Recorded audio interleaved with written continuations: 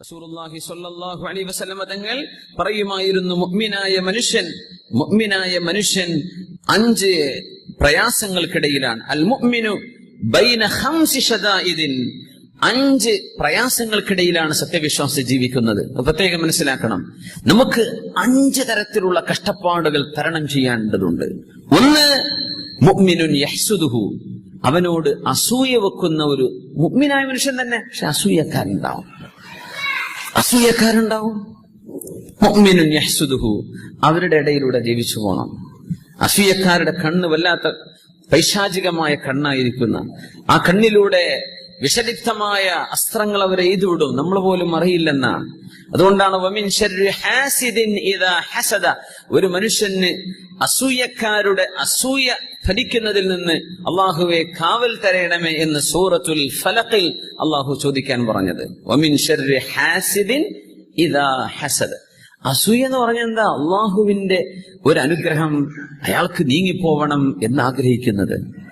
അത് ഓരോരുത്തർക്കും അവരുടേതായ പരിസരങ്ങളിൽ, അവരുടേതായ ഫീൽഡുകളിൽ, അവരുടേതായ പരിസരങ്ങളിൽ ഒക്കെ അത്തരം അസൂയകൾ തോന്നും. അള്ളാഹു കാത്ത് രക്ഷിക്കുമാറാകട്ടെ.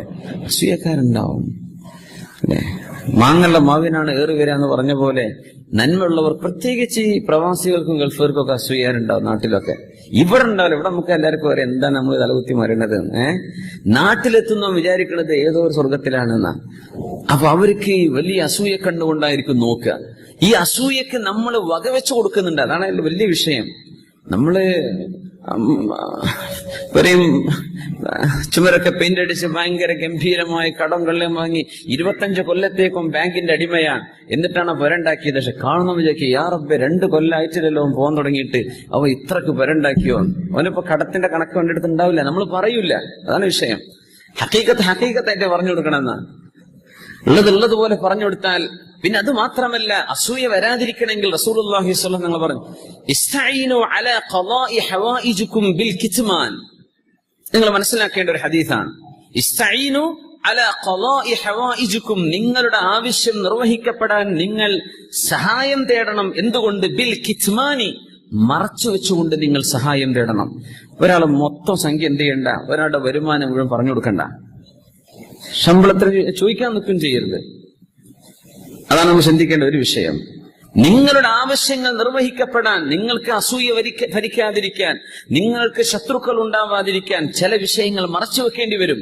ഇസ്തഈനു അലാ ഖളാഇ ഹവായിജികും. ചില നിങ്ങൾ ജോലി അന്വേഷിക്കുകയാണ്, ഇപ്പൊ തന്നെ പറയണ്ട എനിക്കിപ്പോ ആ ഒരു അഡ്മയുടെ ജനറൽ മാനേജർ പോസ്റ്റിലേക്ക് കിട്ടി, ഇപ്പൊ തന്നെ പറയണ്ട, ഓഫർ ലെറ്റർ ഒക്കെ ഒന്ന് വന്നോട്ടെ.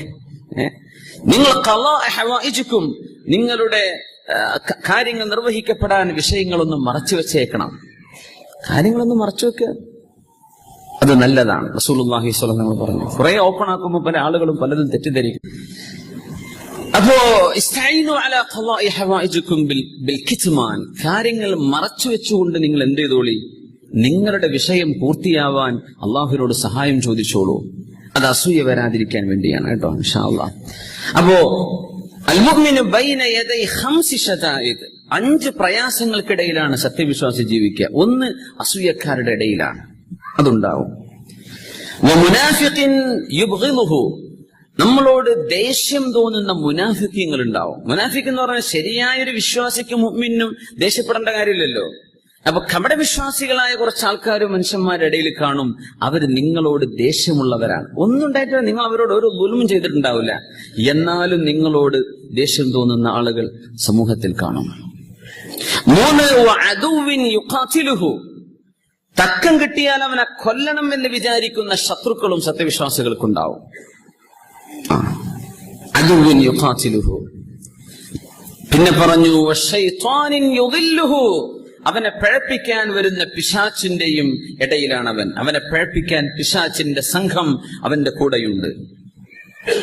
വനഫ്സിൻ തുഗ്വീ, അവനെ തിന്മയിലേക്ക് വലിച്ചു കൊണ്ടുപോകുന്ന ശരീരവും അവന്റെ കൂടെയുണ്ട്.